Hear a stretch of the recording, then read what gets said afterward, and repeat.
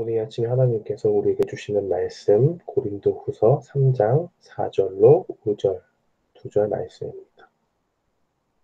신약 성경 고린도후서 3장 4절로 5절 말씀.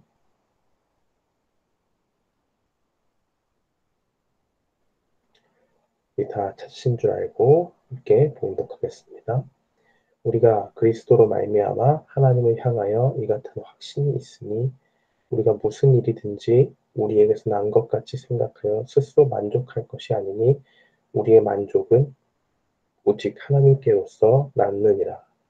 아멘. 저는 본문 말씀 고린도후서 3장 4절로 5절 말씀을 통해서 자랑의 권리를 포기하라라는 제목으로 하나님의 말씀을 선포하겠습니다.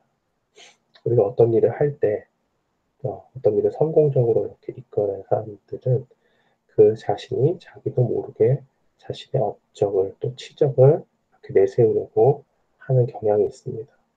그래서 역사적으로 볼 때 한 나라의 왕들이나 어떤 지도자들의 위대한 업적을 기리기 위해서 그 사람의 동상을 세운다든지 하는 것들이 스스로에 의해서 지어진 적도 있었고, 큰 조형물이나 이런 것들을 통해서 아니면 역사적인 기록을 반드시 하게 해서 자신의 이름을 널리 알리려고 하는 그러한 명예욕, 그런 것들이 사람에게는 누구에게나 가지고 있는 것입니다.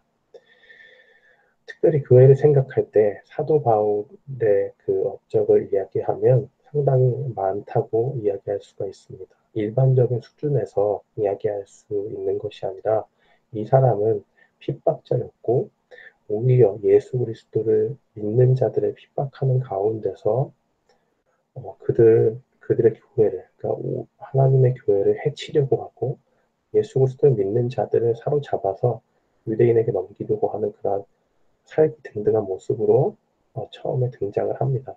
그러나 그가 다메섹 도상에서 예수님을 만나고 나서 완전히 인생의 큰 변화를 겪고 그 다음에 그리스도의 일꾼으로 헌신하는 것을 볼 수가 있습니다. 그런 많은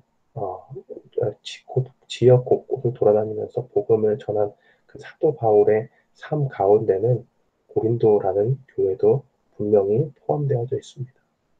고린도 교회는 하나님께서 사도 바울을 보내셔서 그곳에 복음을 전하게 하시고 특별히 성경에서 고린도 전서와 후서를 쓴 정도로 어느 정도 어지러운 문제들이 있었지만은 하나님의 교회로서 충분히 그 역할을 감당해 나가는 그러한 중요한 선교지였고 복음의 열매들이 자라났던 그런 곳입니다.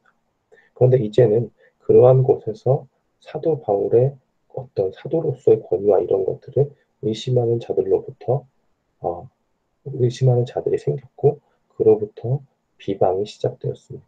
누구를 향한 비방이냐? 바로 복음을 전하고 다니는 사도 바울을 향한 비난인 것입니다. 이러한 비난 가운데서, 이러한 부적합한 비방 가운데서 사도 바울은 자신의 사도됨을 변호하기 위해서 3장을 시작하는 모습을 볼 수가 있습니다. 사도 바울의 이야기를 들어보면 이렇습니다. 나는 수많은 전도자들이 가지고 다니던 추천서가 필요가 없다. 왜냐하면 고린도에서 내가 그리스도께서 주신 복음을 너에게 전했고 그로 인해 변화된 사람들이 바로 이 편지를 받아 읽고 있는 너희 가운데 있다. 너희들 중에 성령의 능력으로 변화된 자들을 봐라. 그들이 곧 나를 하나님이 세워주신 일꾼으로 증명하는 편지요 추천서다라고 그렇게 증거하고 있습니다. 당시 순회 전도자들이 생활이 풍족하지 않은 사람들이 있었기 때문에 그들은 교회의 일꾼들에게, 신뢰할 만한 일꾼들에게 편지를 받아서 추천서를 가지고 다녔는데 그것을 가지고 다니면 여러 가지 먹을 것들과 잘 것을 제공받고 하는 일들이 분명히 있었습니다. 사도 바울의 사도권을 비방하는 자들은 사도 바울의 그 권위를 인정하지 않기 때문에 네가 가지고 있는 추천서가 어디 있느냐? 누가 너를 추천해서 가지고 다니느냐라고 이야기하지만 사도 바울은 그럴 필요가 없다는 것입니다. 왜냐? 그리스도께서 자신을 부르신 것이 자기 자신을 사도로서 변호하는 충분한 추천서가 되고 더욱더 강력한 증거로서의 추천서는 무엇이냐? 너희 안에 일하신 성령의 능력으로 변화된 자들의 삶. 그것이 바로 그들이 나를 하나님이 세워주신 일꾼으로 증명하는 편지요 추천서다라고 그렇게 이야기합니다. 이렇게 이야기하면서 사도 바울은 스스로를 어떻게 보면 자랑하는 사람처럼 보일 수 있다고 생각한 것 같습니다. 그러나 사도 바울은 자기 자랑과는 전혀 관계가 없는 사람이 되고 싶었습니다. 그는 자신의 사역에 대한 확신과 자신감을 표현함과 동시에 이것을 자신의 공로로 비추지 않습니다. 자신의 언변이나 지혜 때문이 아니라 다메섹에서 만난 예수님, 그 예수님을 통해서 의대로 말미암아 사도가 되었고 그것으로 말미암아 복음을 전하는 일을 감당할 수 있는 사도로 내가 부르심을 받았다라고 그렇게 이야기합니다. 앞선 고린도후서 2장 16절 말미에는 이렇게 증거합니다. 누가 이것을 감당하리요? 누가 생명을 전하는 이 하나님의 일을 복음 전하는 사역을 감당할 수 있느냐? 실상은 아무도 없다라고 그렇게 이야기합니다. 그리고 오직 그 직분을 감당할 수 있는 것은 하나님의 은혜로 말미암다라고 말합니다. 사도 바울은 누가 이 복음을 전하는 일을 감당할 수 있느냐라고 하는 질문에 오늘 본문을 통해서 대답하고 있습니다. 오직 하나님께서 부르신 사람들만이 자격이 있다는 것이고 그렇기 때문에 본문에서 우리 스스로 만족할 것이 아니라 우리 만족은 오직 하나님께서 낳느니라 라고 그렇게 5절 말씀에 보면 나와 있는 것입니다. 오직 하나님께서 부르신 사람들만이 자격이 있다. 오직 복음을 전할 수 있는 능력을 주신 것은 하나님 안에서만 주어진다라는 것입니다. 사도 바울은 어떻게 보면 자신의 능력을 과시해서 자신을 비방하는 자들을 제압하는 방법을 취할 수도 있었을 것입니다. 사도행전 22장 3절에 보면 이런 말씀이 증거됩니다. 나는 유대인으로 길리기아 다소에서 났고 이성에서 자라 가말리엘의 문화에서 우리 조상들의 율법에 엄한 교훈을 받았고 오늘 너희 모든 사람처럼 하나님께 대하여 열심하는 자라고 자신의 이력을 드러내는 말씀이 있습니다. 그는 집안으로 보나 유대인들이 보기에는요. 그는 집안으로 보나 받은 교육으로 보나 다른 사람보다 뒤질 것이 없습니다. 뒤질 것이 없다라는 것보다 오히려 더 많은 것들을 배웠고 훨씬 더 많은 지혜를 가지고 있었을 것입니다. 그러나 그는 복음을 전하면서 자신의 능력을 과시하거나 자랑하지 않습니다. 마땅히 그렇게 할 수 있지만 자랑할 수 있는 권리를 포기한 것입니다. 고린도서 11장 30절에 보면 내가 부득불 자랑할진대 나의 약한 것을 자랑하리라 라고 증거합니다. 그러니까 보세요. 능력도 충분합니다. 교육도 충분히 받았습니다. 그러나 그것을 자랑하지 않기로 그 자랑할 수 있는 권리를 포기하기로 했습니다. 대신에 그가 자랑할 것이 있다면 무엇이냐? 나의 약한 것을 자랑하리라. 그 부득불. 내가 어쩔 수 없이 내 안에 자랑할 것을 하나라도 찾는다면 나는 한 가지를 자랑할 것인데 그것이 무엇이냐? 나의 약한 것을 자랑하리라.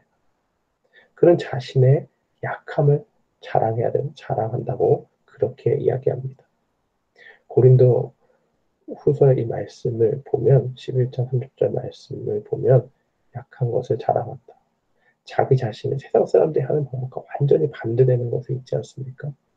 내가 잘 못하는 것, 나의 연약한 부분, 이것을 자랑함으로 누가 드러나게 하는 것입니까? 바로 이 약한 나를 들어 쓰시는 나에게 능력을 주셔서 나에게 힘을 주셔서 나에게 감당할 힘이 없지만 하나님께서 그 나의 연약함 가운데 부어주시는 그 은혜로 말미암아 내가 이 사역을 했다는 것을 알려주기 위해서 자신의 약함을 자랑한다라고 하는 것입니다.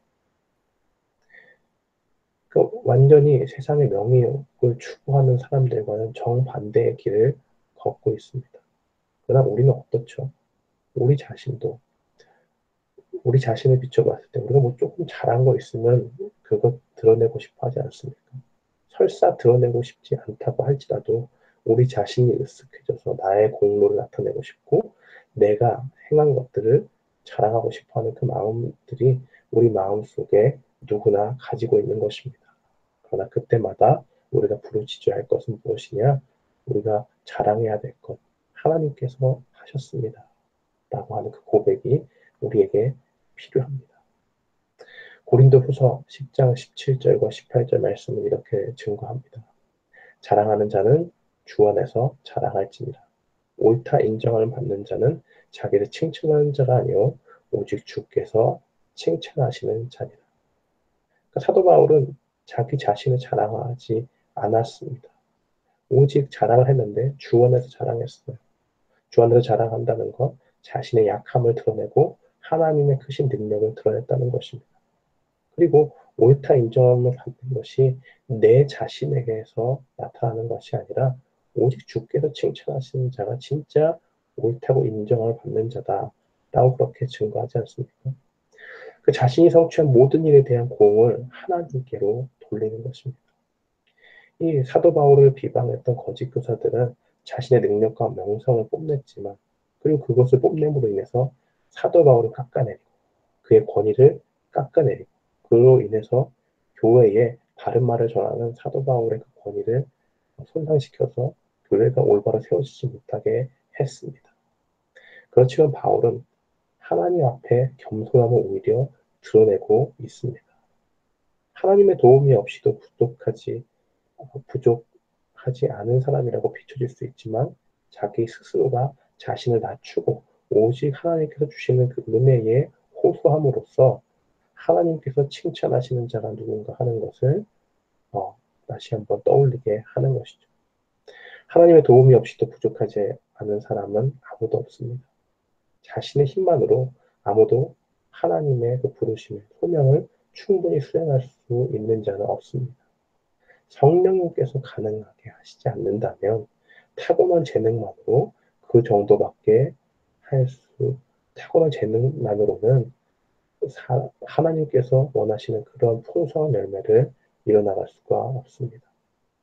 제가 아직도 기억하는 것은 제가 들은 말 중에 가장 두려웠던 말 중에 하나는 어떤 분이 이제 회심을 해서 신학교에 왔어요. 그리고 너무나도 진지하고 신뢰에 가득 찬 말로 그렇게 했습니다. 나는 교회를 어떻게 부흥시키는지 안다. 그러면서 자기의 방법적인 이야기들을 막 이야기해요. 제가 그 말을 듣고 굉장히 놀랐습니다. 이미 그 근거에는 무엇이 있느냐? 어떠한 방법이나 이런 그런 것들을 가지고 교회에 적용했을 때 교회는 반드시 부흥할 수밖에 없다는 그러한 세상적인 논리가 그 가운데 들어가 있다는 것입니다. 그분이 말할 때 하나님의 은혜라든지 하나님의 능력으로 이러한 모든 것들을 감당해야 됩니다. 라고 하는 말보다는 세상적인 어떤 프로그램이나 이러한 그런 것들을 가지고 교회에 적용했을 때 교회는 반드시 부흥할 수밖에 없다라고 하는 것을 너무 지나치게 확신에 차서 이야기하는 것을 보고 한편으로 마음이 조금 씁쓸했던 적이 있습니다. 사랑하는 성도 여러분, 우리도 이렇게 착각할 때가 많이 있습니다. 겉으로는 안 그렇다고 이야기할 수 있어요. 그러나 내면적으로는 우리 자신을 자랑하고 싶고 우리 가운데 있는 능력을 통하여서 이런 일들은 뭐 굳이 하나님 의지하지 않아도 내 손에서 가능하겠지 라는 그런 마음들을 가질 수가 있습니다. 그러나 우리가 살면서 분명히 기억해야 될 것은 우리 스스로를 자랑할 권리를 포기할 때 우리 자신의 약함을 드러내고 하나님의 크심을 자랑할 때만 우리가 우리 인생을 살아가면서 하나님의 능력을 경험할 수 있다는 것입니다. 사랑하는 성도 여러분, 오늘 이 말씀을 기억하고 오늘 하루도 주님의 은혜로 말미암아 우리 가운데 하나님의 능력이 풍성히 드러나기를 자랑하고 기대하고 나아가는 저와 여러분이 되기를 주님의 이름으로 축원합니다.